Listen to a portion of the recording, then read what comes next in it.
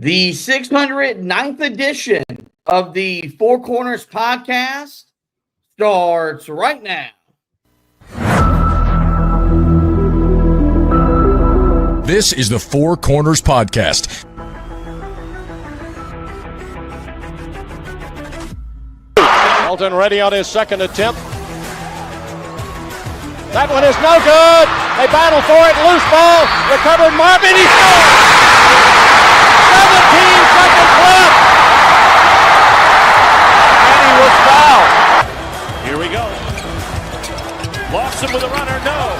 The rebound. Hansbrough at the gun. Got it.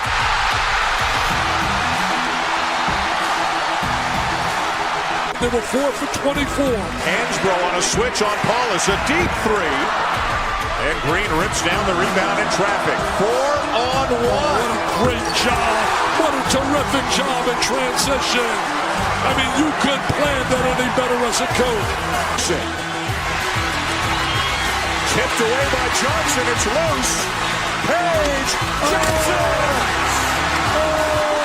They're dancing in the aisles. They're high-fiving. They're celebrating. They're going bananas on Franklin Street. Pass to Britt, 15 seconds to play. Up high to Page, gets a screen from Meeks. Page driving in on the left, high off the glass for two. Louisville with 7 seconds. Jones has it, goes left corner, Black's here for three. Back iron, 1 second to play, stick up, no! Carolina wins it! The Tar Heels win it! 72-71. 6 seconds to go. Pinson comes front court. Pinson to May for the win. Got it! Luke May! He got it! 0.3 of a second! Luke May gives Carolina the 75-73 lead. Are you kidding me? Inside 30 overall. Love, top of the key. Oh! Big time delivery. Here are your hosts, Josh Marlowe and Anthony Pagnotta.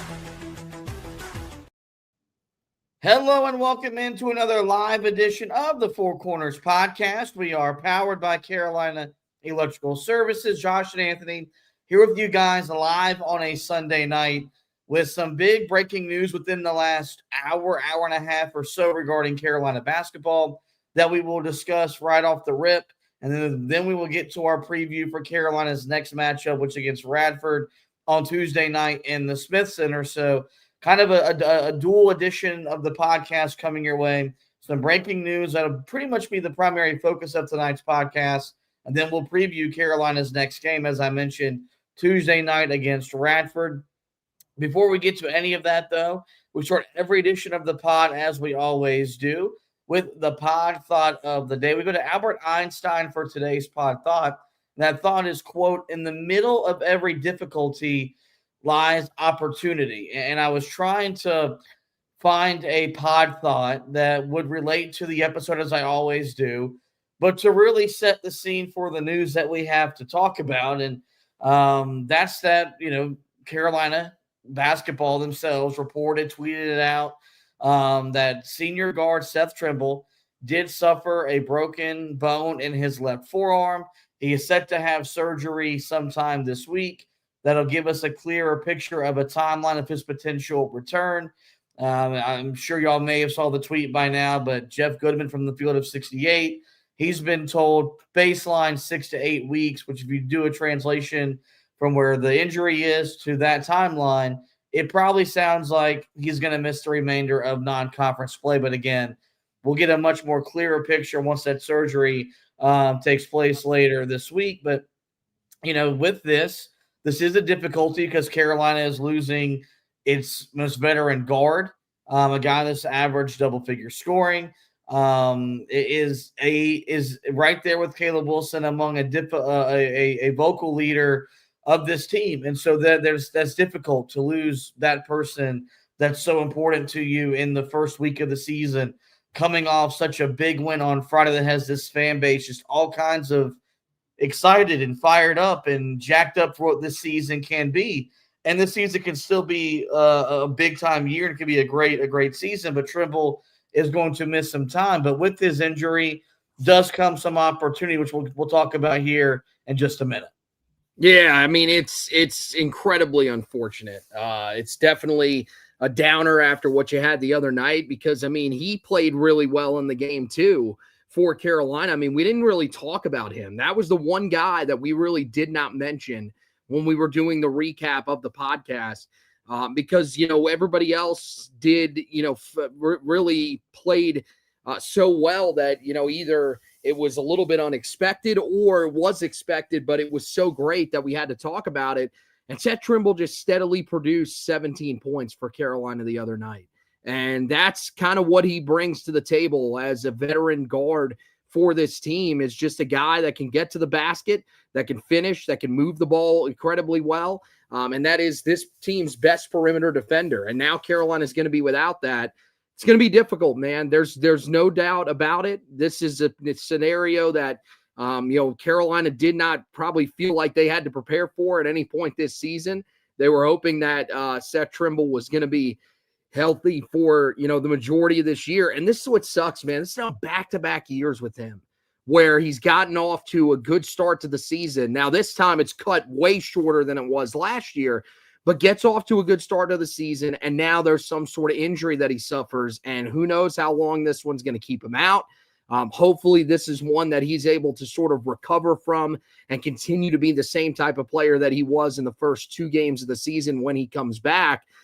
But yeah, it puts a huge downer on what was a pretty successful weekend for Tar Heel athletics and especially Tar Heel basketball.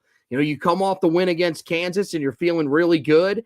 You're kind of pounding your chest a little bit. You're saying, hey, this team is showing you that Carolina is back to being one of the better, or one of the top teams in the country, at least based on, some of the early season matchups that we've had so far in college basketball.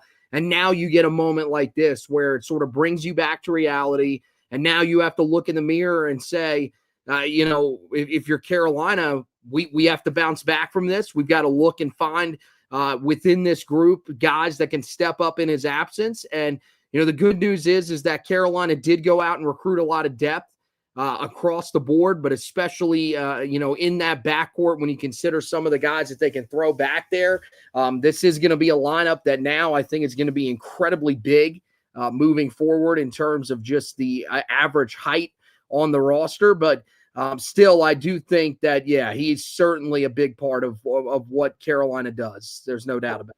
Well, your heart breaks first off for the kid, just because, this is his senior season. He doesn't have a 5th year of eligibility. The COVID year is gone.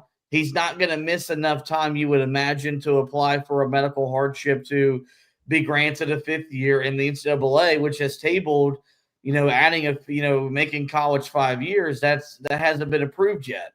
And so this is quite literally going to be his last year as a college basketball player.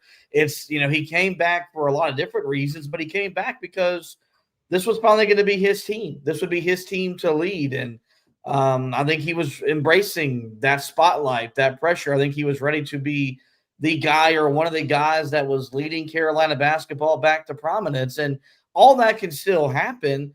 It's just going to be cut short. And he's not going to have a full senior season like everyone would have hoped for, like everyone would have expected, and what a player like Seth Trimble deserves, because he stayed loyal. He stayed here while he had to take a back seat to RJ Davis and so many other guys during his time. And so my heart just breaks for him first and foremost, because he's the one that this injury, that gets impacted the most, because now he's going to miss at least 6 weeks of his final year of playing collegiate basketball.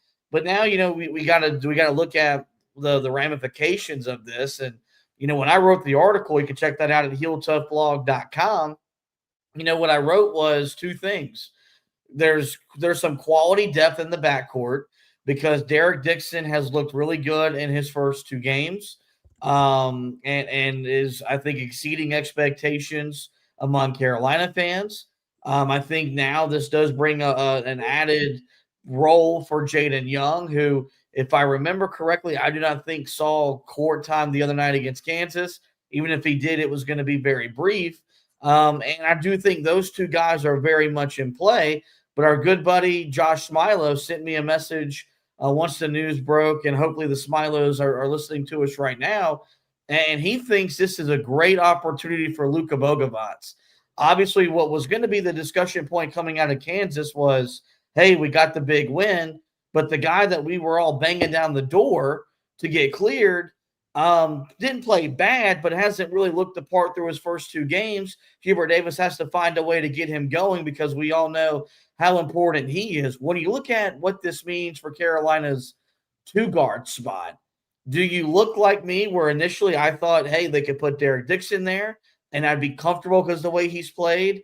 Obviously, this means an open door for Jaden Young to carve out a bigger role for the next 2 months, or maybe was this the window for Luka Bogovac to get inserted into the starting lineup, which would give Carolina even more size on the perimeter, but also add that shooting that Carolina needs from behind the 3-point line? Well, that's why I said that I think this is going to really allow Carolina to have a huge starting lineup in terms of height. I think this is where Luka Bogovac sort of fits into the starting lineup. And now you need Luka to start looking like that pro that you got from overseas. You've got to start seeing that ability on the perimeter, that ability to create in the half court that we saw when we watched his highlight tape. And part of the reason why they brought him in here, you just need to see a guy that can affect the game from the outside, because with Trimble not there, that takes away one of your contributors on the perimeter. And now you're looking towards a guy like Kyan Evans to step up in that backcourt, really pressure on the rim, and at the same time, also do a really good job of being able to shoot it from beyond the arc. Luke is a guy that can do the same thing. We know that he should be able to get to the rim himself because of his ability to create off the dribble, but at the same time, he's got to be able to knock down some shots from the outside. And then I think it's also a really big opportunity for Jonathan Powell. That's who I think really benefits from it as well, because I think you could see him play a lot of that 2-guard spot moving forward for Carolina. I think defensively, he brings something in that area that Carolina will like in terms of the intensity that he plays with. Not going to be the same as what you see from Seth Trimble. That's really, really hard to replace. But at the same time, I do think that he is a guy that has the ability to stretch the floor. We saw he did a decent job of getting to the basket the other night a couple of times. Thing is, he's just got to be able to finish on the inside. So I think those are the 2 guys that really benefit the most. Jaden Young, I think, is another guy that could get a look here or more looks here because Carolina, is going through the softer part of their non-conference schedule. So during this stretch, this could be where you see him get more looks. But ultimately, I think it was shown the other night that, for right now, unless he proves something during this stretch, he's probably not going to be a guy that sees the floor a ton for Carolina in these important games when they start to thin down the rotation. So I think there's a lot of guys that have opportunities now. It's about who's going to step up and actually take hold of those opportunities and, become a contributor for Carolina on the perimeter at that 2-guard spot.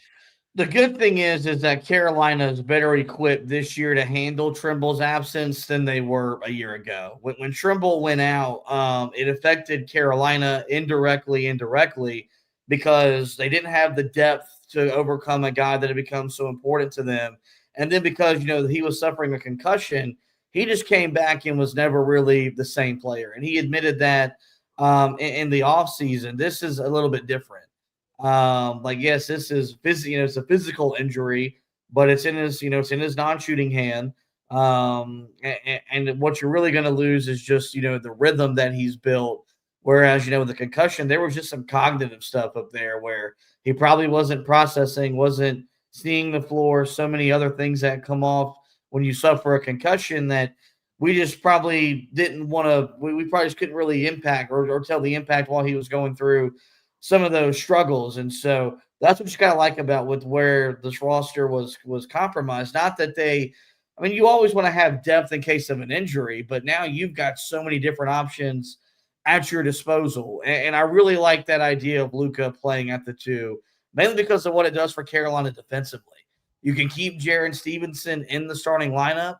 And so now you've just got all that size and length and athleticism at the 3, 4, and 5. But you put Luka, who's 6'5", 6'6", at that 2 spot.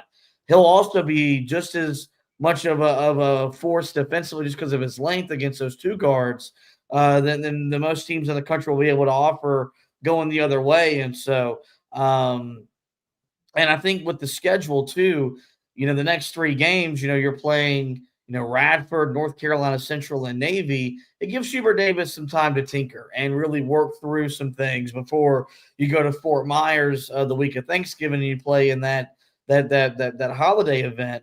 So try to figure out what works, what doesn't, what do you like, what don't you like, and try to get a clearer answer by the time you get ready for Michigan State, which is the next real test that Carolina faces. They should be able to navigate the next 4 games without Seth Trimble. It's that game against Sparty, who just beat Arkansas at home over the weekend, before we'll be looking at this, a big-time game that Carolina is playing in. It also, I think it's going to further accelerate Kyan Evans's, acclimation process to playing point guard at Carolina.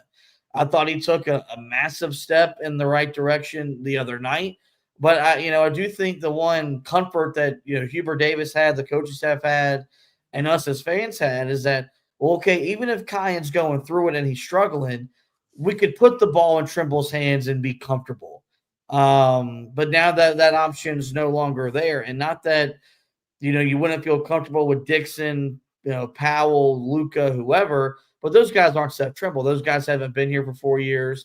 Those guys haven't played for Hubert Davis or the extension of Hubert Davis on the court. And so I think best case scenario is Carolina furthers their depth at the 2-guard spot. They get their point guard even further up to speed than maybe we're willing to admit after 2 games in. And this could maybe be a blessing in disguise for Carolina, kind of like when Marcus Page missed the first month of his senior season. And it was a hard thing to watch because how important he was going to be. And he ended up being very important for that team that, got all the way to the national championship game. But it allowed Roy Williams and that coaching staff to develop some other players in his absence. And then when he came back, that backcourt had a multitude of different options. So, while we're down and out about the news right now, this could be a blessing in disguise for Carolina. And this backcourt maybe just got deeper by cause of injury, and maybe a player or two has a bigger role than maybe we even thought going into the season. Yeah, you hope that's what it ends up being, is that really it allows Carolina's depth to get even better. And then as they go throughout the remainder of the season, the confidence that was built by these guys being out there during Seth Trimble's injury really carries over into, conference play. And then eventually when Carolina gets to the ACC and NCAA tournaments, that's what you're hoping you're going to see from this. I think it's going to be a real challenge, though, to some of these guys on this roster to step up. As you said, Kyan Evans, I think that's one that you definitely need to see that maturation process. We said that Seth Trimble sort of took a little bit of pressure off of him, and that thing, with him out there on the floor and with his ability to bring the ball up, control things, push the pace, especially on the fast break, that's certainly something that we thought really made the transition for Kyan Evans easy. Well, now that crutch is gone, so now you pull that out from under him. Let's see how he responds to that. Do I think that, he's a guy that's going to fold under the pressure? No, I think he's going to be perfectly fine. But I do think that it is a little bit of more added pressure here early in the season for him to step up than, it would have been if Seth Trimble was out there, where, games like Michigan State, games like, Kentucky certainly would have been easier with Seth Trimble on the floor. That's the thing that you want to stress, is that now, it's not like Carolina's just going to be able to snap their fingers and easily replace him. But I do think that, you're going to see a guy like Luka Bogovac be challenged now to step up and get through his struggles a little bit quicker than, he would have been asked if Seth Trimble was still out there. I think Jonathan Powell's going to be asked to sort of be more of a contributor than we thought he was going to be. I mean, he's going to be looked at now as that 6th man off the bench, a guy that brings the energy on both ends of the floor and that can really change the game when he steps in there for Carolina. Maybe a role that he wasn't necessarily feeling like he was going to have to take on with what we saw the other night, which was I don't know how you would remove Jaren Stevenson from the starting lineup for Luka Bogovac, even though we thought that was the way things were going to go with the defensive energy that Jaren Stevenson brings to the floor, the rebounding ability that he is showing early in the season. Would have been hard to remove him, and that was going to make it to where Luka would be that sixth man off the bench. Well, now somebody else has to step up in that role. Maybe, Derek Dixon, as you said, Carolina could play with 2 point guards out there on the floor. That could be something that you could also see at certain times. I think for Dixon, it's about showing that you can shoot the long ball. If you can do that, well, then all of a sudden, I think that means more minutes for him as well. So there are so many guys that have opportunities. It's now just about finding out who is actually going to be the guy that steps up and how quickly they can do it. Because you mentioned you've got a 3-game stretch now where you get to experiment with some things and learn quickly who is the guy that is going to step into that role. I hope that it's Luka because I think that's the reason that you went out and got him. But I do think that there is opportunities for these other guys to step up into that role as well and really steady what is, a little bit of a concerning thing here for Carolina coming out of this Kansas game. All right, so with that, let's take a look at the next game for Carolina, which will be the first chance for Hubert Davis to experiment. And all these guys that we're sitting here talking about tonight, their first chance to prove that maybe they're the guy best positioned to take on a bigger role in the absence of Seth Trimble. That game will be against the Radford Highlanders. They'll visit the Chapel Hill, or they'll visit the Smith Center on Tuesday night at 7 p.m. A quick scene set for that game. Carolina is 3-0 all-time against Radford. Their last matchup came back in 2023, a game that Carolina won 86-70. And if you're familiar with the podcast, and I'm a faithful listener to the Ion College Basketball podcast, sometimes Matt Norlander or Gary Parrish will hit either one with a quick trivia time, and I'm about to hit Anthony with the trivia time right here. Anthony, what historic achievement happened against Radford previously in Carolina's basketball history? Oh, man. I'm going to say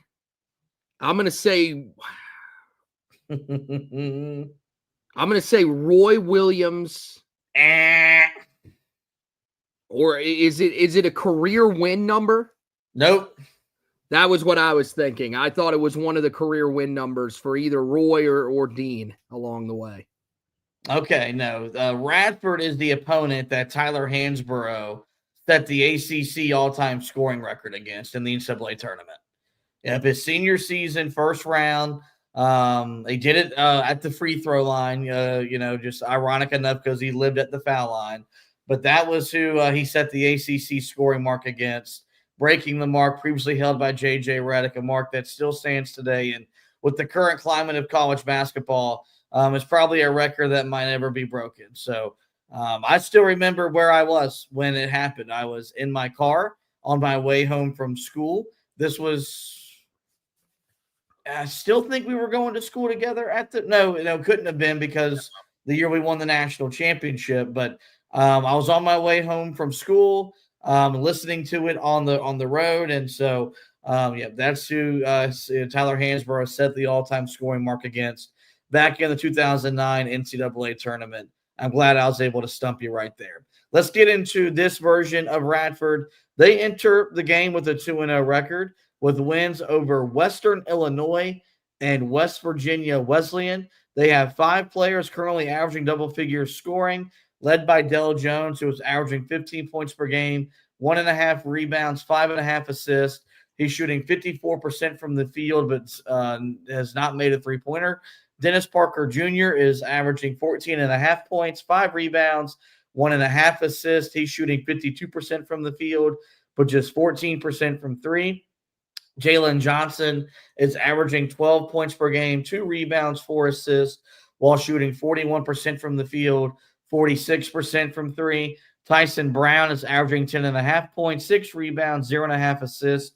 He's shooting a remarkable 83% from the field through the first 2 games. And then Frederick Erickson is our last guy to average double figures, 10 points, 4 rebounds, 2 assists. He's shooting 55% from the field, 33% from three. Radford enters the game rated 151st in KenPom, but not a pretty healthy number considering which conference that they hail from. You look at some of their numbers and how they stack up against Carolina's. They're at, Radford 89.5 points per game. Carolina's averaging 90.5. In their first two games, Radford has shot 55% from the field. Carolina has shot 51%. So they have some pretty impressive numbers, albeit their competition nowhere near as tough as what Carolina has played in their first two games, primarily with what Carolina was able to do against Kansas. You look at this game from the Carolina perspective, the Heels 2-0. They are ranked, as of the night of recording, 25th in the AP poll. Expect a significant jump from Carolina in tomorrow's AP poll. I'd imagine they'll be inside the top 15 in the country. Of course, Carolina, they have 2 wins over Central Arkansas on 94-54, and Kansas most recently on Friday night, 87-74, the first win over the Jayhawks since 2002. And Carolina right now has 3 players currently averaging double-figure scoring, led by Caleb Wilson's 23 points per game, 5.5 rebounds, 3.5 assists. He's shooting 77% from the field and 50% from 3. Henry Vassar is second on the team in scoring at 17 points per game, 7 rebounds, 2.5 assists. He's shooting 66% from the field and 33% from 3. And then Kyan Evans, the last guy to average double figures that's active for Carolina, 13.5 points, 4 rebounds, 4 assists. He's shooting 53% from the field, 43% from 3. And, Seth Trimble, if he were active, would be the 4th Tar Heel to average double figure scoring. But that, of course, is not the case. He will miss Tuesday's game against Radford.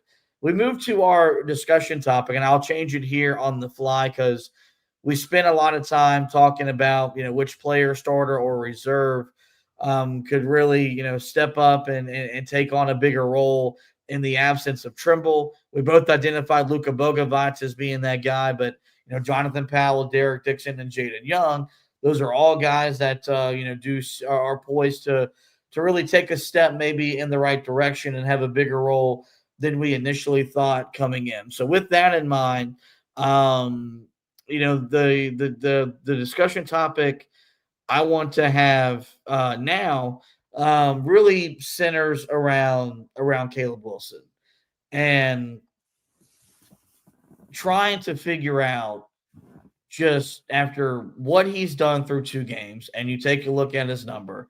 I think Carolina sent out a graphic either today or yesterday where he's the first Carolina basketball player ever to score 20 points or more in his first 2 games as a Tar Heel. It was something along those lines, but not many Tar Heels have done what he's done so far through his first 2 games.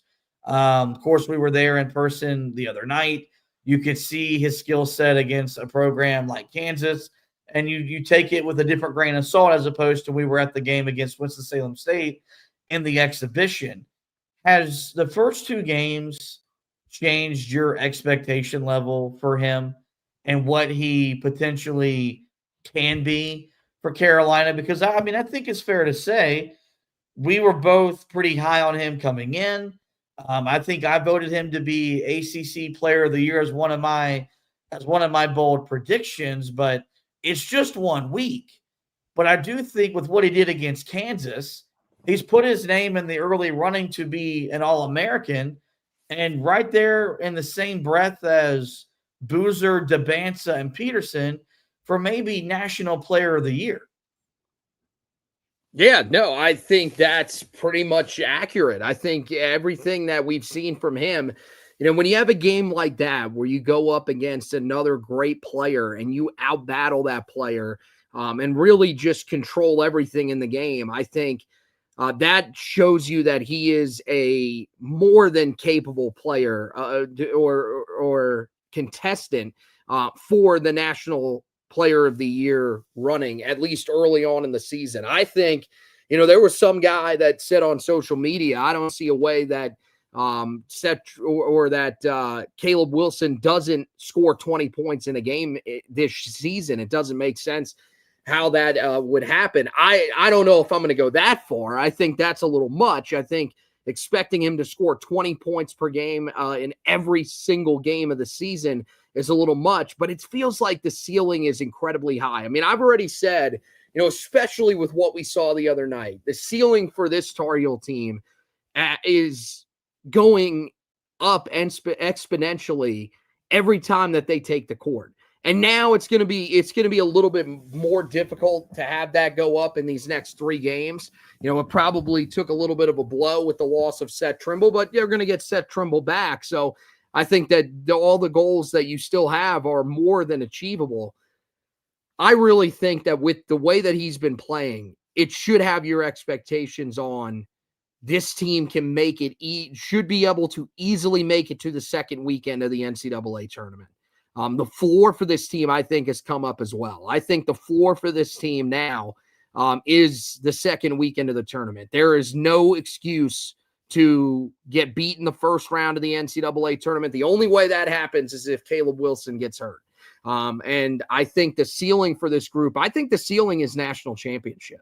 I really do think that you've gotten to that point already, because I think you've got one guy that I think is as special of a true freshman as we have seen at Carolina, probably since Hansborough. I know that I said the other day that I thought that was a little bit lofty from some of the people that were saying that. I believe now that I sit here and think about it. I mean, look, Kobe White was amazing. I don't know if we ever got to the point where we thought Kobe White was in the National Player of the Year hunt. I don't know if we really thought that at any point during that year.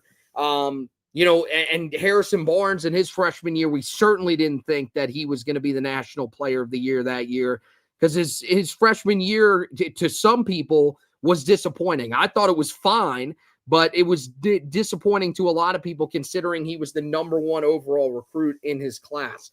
This is a guy that's a part of a loaded recruiting class. He was ranked 8th in his recruiting class. He's already outplaying that. And it seems like he can do just about everything that Carolina needs him to do. I mean, we thought coming into the season that Luka Bogovac was going to be the key to Carolina's half-court offense. No, the key to Carolina's half-court offense is Caleb Wilson. And you saw that on the floor the other night. So this dude is just so dynamic that it feels like the ceiling for him, the ceiling for this team has gone through the roof here over these past couple of days since that game against Kansas, and rightfully so. I can't wait to see what he's going to do in this game against Radford. And I mean, we could be in for some really special performances this season. I mean, I'm talking about some of those performances that we saw from Hansborough, maybe getting into the 30, 40-point range at some point during the season. These could be some of those games where we see those types of performances, and I'm ready to see that. I mean, look, the last week alone, I've got to see Wilson in person, Darren Peterson in person, Cam Boozer in person, all make their either college basketball debuts or play on a big stage early on in their careers. And Caleb Wilson was the best player I saw last week. And I still think, especially offensively, he's still just scratching the surface. But there's just a feel to his game that you can't coach, you can't teach. And for the next 3 opponents, these teams don't have a prayer, because his motor, well, even if he has a bad shooting night, it's not going to stop him from going to the offensive glass. It's not going to stop him from getting in a stance and guarding. It's not going to stop him from diving on the floor for a loose ball. And I think that's what separates him, and that's what elevates him, is that he has a motor that just cannot be contained, that you almost got to reel him back in, because you might think he's playing too hard and that he could be too emotional. I mean, Hubert Davis told him last week, I need you to smile, because he was just that locked in and that focused that he doesn't want him to not enjoy what he's doing. And so, I mean, I do think, and I'm not one to hold back, from expectations or demand what I expect from a guy that puts on that uniform.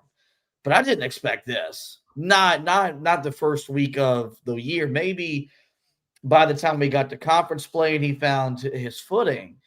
But you can tell, man, this is a guy that's motivated. And the disrespect that he feels, it's legitimate. Like, it's not him making up some story just to get to so he can go get into some in some space like Michael Jordan in The Last Dance. Like, he legitimately just feels disrespected being the 8th recruit coming into the class, and what was said about Carolina coming into the season, and what's been said about the head coach he chose to commit for, all and so on and so forth. And so I think that's exciting. And I think that should really give you something as a Carolina fan. Like, he's now become must watch for, I think, obviously us as fans, but I do think there will be college basketball casuals. And after they saw maybe what he did against Kansas, they might be more apt to tune in the next 3 games, because you're going to wonder, what the heck is that big man at Chapel Hill doing? And I'm expecting big time things, and can't wait to see what he does across the next 3 games. With that, let's go ahead and get really quickly to our keys to the game for Radford. Again, look, they're off to a very good start. This is a quality program out of the Big South, but this is a program that Carolina should beat convincingly and overwhelm. But we'll still treat it like we treat every single opponent, and we'll give our keys to the game. The first thing I wrote down was an extension off of our conversation regarding the Seth Trimble injury, and that's fine answers at the 2 guard. And with that, we'll take a moment here to read some comments. We got a comment here from our guy Michael Quick on Twitter, and we were talking about Kai or Luka being the guy to step over that 2 guard. He said Luka and Kai in the backcourt is a very slow backcourt. He also then followed up and said, I personally hope Powell starts. I feel like he's better defensively. And then the last comment he said is, regardless of who starts, Luka or Powell, it creates more space on the floor for Caleb Wilson and Henry Vassar. And that's probably right there the most important thing is, because you're going to be putting a shooter in that position and a guy that probably is a much better shooter on a consistent basis than Trimble is, it does open the floor for those 2 guys. And Carolina could really start to attack opponents out of their high-low set, something they did a really good job of the other night against Kansas. When you see those comments there from Michael Quick about Luka maybe being too slow to play the 2 guard, what does that kind of relate to our conversation earlier and about trying to find an answer early on in Trimble's absence? Yeah, I mean, maybe that is true. I mean, maybe Powell is the faster guy out there. And maybe that is the solution that Carolina ends up going with. I just think the experience of Luka Bogovac, having played overseas, I think is going to matter a lot. And I think the length that you talked about earlier, how it will affect teams defensively, is certainly something that they're going to look at as well. So I definitely think there is a case there. Luka certainly isn't the fastest guy. He doesn't move quite as fast as Trimble does. Powell, I think, also at times moves pretty quick down the court when you're getting on some of those fast break moments. But I do think that Luka is still a guy that can probably, you would imagine, be trusted a little bit more by this coaching staff shooting-wise. And so I think that's probably the reason that they'll end up rolling with him. But, yeah, I mean, in terms of this being a key to the game, I mean, yeah, you've got to start to find some answers at that position. Who looks best here? Who do you think brings, the most on both ends of the floor? And that's the ultimate thing, is that, yes, you need someone that's going to contribute offensively, but who is bringing the best effort on the defensive end of the floor? Because now you're without a guy that, as we've said, we said it when they coming into the game against Kansas, we wanted him on Darren Peterson. Now you're without that guy. You're without that defensive weapon that you have that you can put on just about anybody in the country, and you can trust he's going to be able to shut him down or at least limit him. You don't have that guy now. So can somebody step up and show you that they can even be half of that on the defensive end of the floor? I think that's what you're hoping that you see mainly in this game. The shooting, I think, will come from this group because you've got guys that we know can shoot the ball. We've seen it at other points in their careers. It's just, that defensive end of the floor has got to be important for those guys. You need to see that consistent energy that you bring from Seth Trimble, and also that leadership ability. Can someone out of that spot, mainly Luka, because he is a little bit older than some of these other guys out there, can he step up and be a leader on the court for Carolina? I'm going to be interested to see that in this game. You mentioned the shooting. That's the second key I have written down. I wrote down Carolina needs to build off their second half 3-point performance against Kansas where they were 5 of 12. They overcame a 3 of 15 first half. And look, Carolina is definitely a better shooting team than we saw in the first 2 games, but we need to start seeing glimpses of that. And it needs to start being consistently across 40 minutes as opposed to a stretch of play in the second half. It all starts with how they attack the paint. And I'm hoping to get some free time. I want to do some film work on what Carolina did in the second half against Kansas, because it felt like whenever the ball touched the painted area, something positive happened, whether it was a layup, whether it was a dunk, whether it was a foul, or because of so much just constant penetration, the defense collapsed, they kick it out, and all of a sudden Evans and Powell and these guys are shooting uncontested threes. And I think that's the most important thing for these guys. Are these guys capable of making tough shots? Yes. I do think Carolina's got a couple of tough shot makers on their roster. That's good. You need that. But everyone's going to shoot a better percentage, a higher percentage, when they're catching and shooting the ball in rhythm, and it's not as contested as some of the shots that they had to settle for in the first half against Kansas. And so it starts with an inside focus and wanting to establish paint touches early. But I really want to see that 3 ball start to fall down a lot more consistently, because if this team consistently shoots 30% from 3, we'll have no choice but to call them a bad shooting team, which is something I don't believe they are. Yeah, I don't think that they are either. I think they've got some guys on this team that can really shoot it. I just think there are some guys that are off to slow starts, but part of it is, as you mentioned, some poor shot selection, especially in that first half from some of these guys. I think they're going to be fine, because I think, yes, you're going to learn as the season goes along. And now, especially after that game against Kansas, when did things start to fall from the outside? When Carolina started attacking the rim. And when they did, it was because everything started collapsing inside. It opens everything up from the perimeter, and Carolina starts getting easier shots from out there. You also got guys that just got into a little bit of a rhythm. So you want to be able to settle into that rhythm early.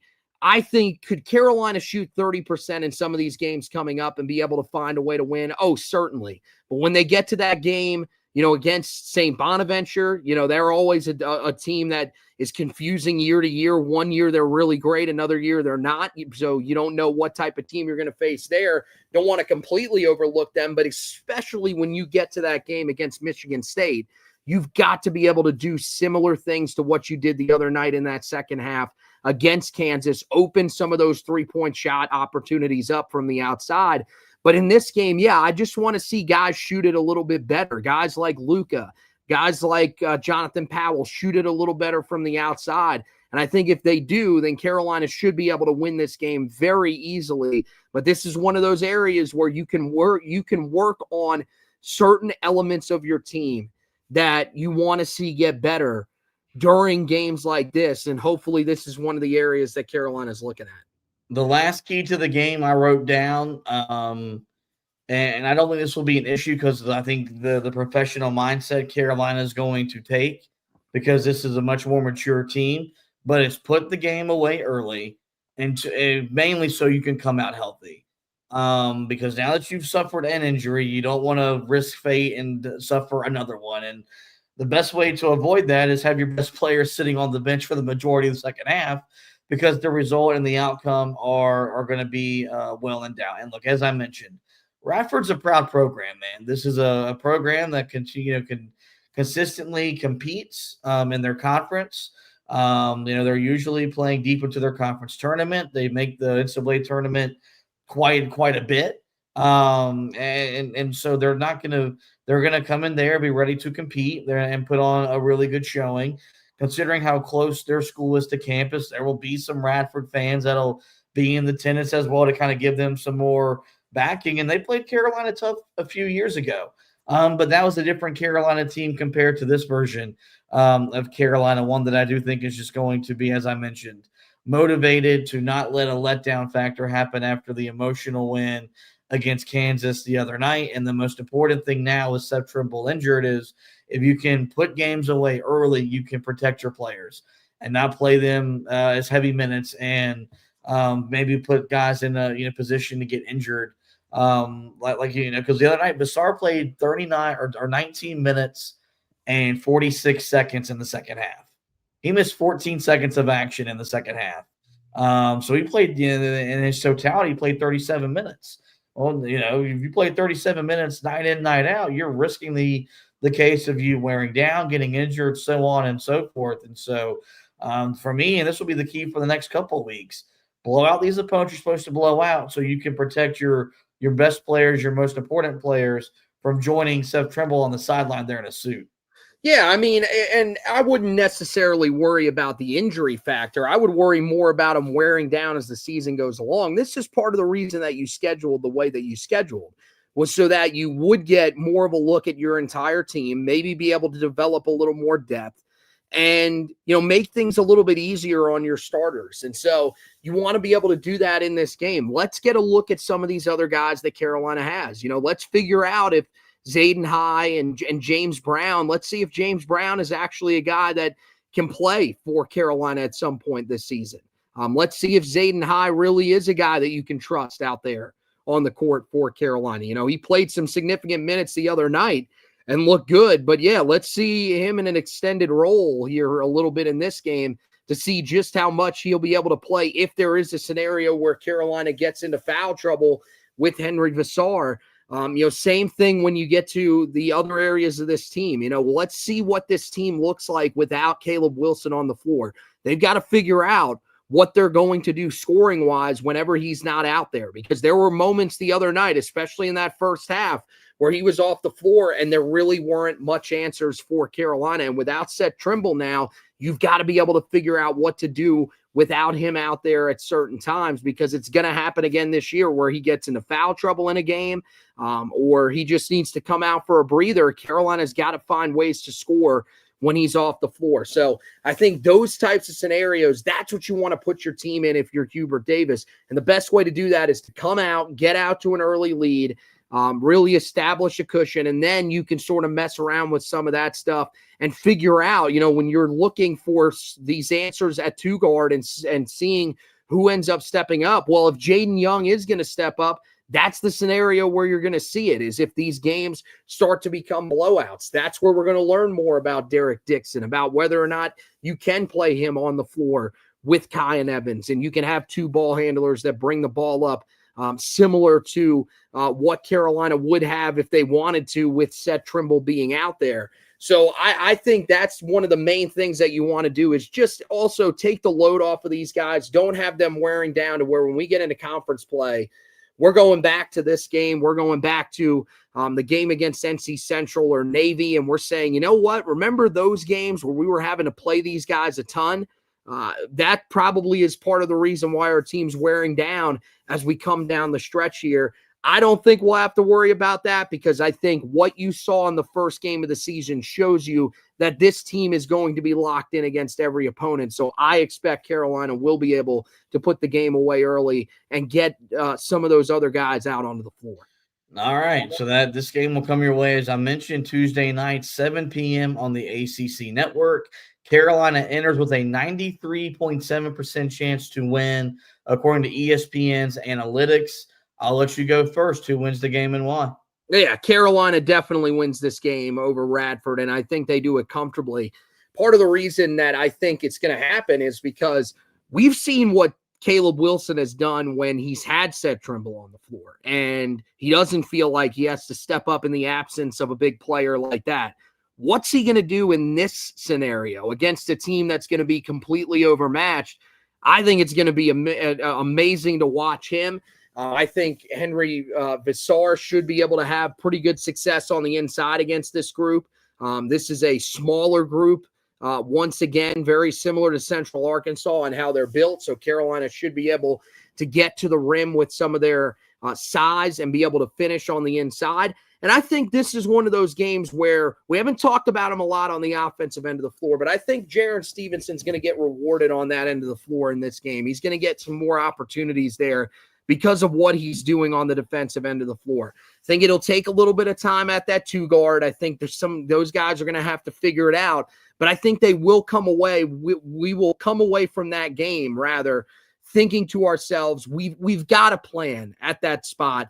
And now it's just about guys being efficient at that spot. And I think Kyan Evans continues his development. So all around, I think this is going to be a really strong game for Carolina, and I think they win and win comfortably. Yeah, I think, obviously, I think Carolina wins. I think they win going away. The one thing that's going to make it easier to believe this with this group is, and even though the other night they didn't play great in the first half, when they show up, they're ready to play. They're ready to compete. And when they've got that kind of attitude mixed with their talent, that's when something special has the potential to brew. And I think this team is going to brew into something special. Caleb Wilson will be the best player on the floor.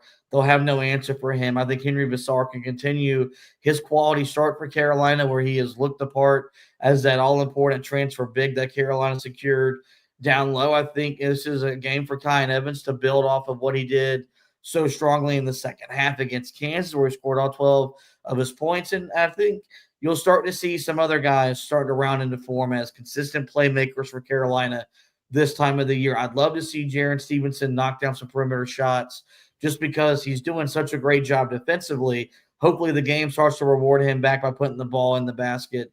And hopefully, with 5 days in between games, 4 days in between games, they can start to get Luka more involved and get him more in the flow, because they're going to need him, especially without Seth Trimble. They will need Trimble in this game, and I think Carolina does win comfortably to improve to 3-0 on the young season. With that, folks, it is going to wrap up this edition of the podcast. In the meantime, we will direct you guys to our website, HeelToughBlog.com. Coverage of the Trimble injury can be found on there. Go and read that article about Trimble being hurt and what Hubert Davis had to say, and about a potential timeline for his return.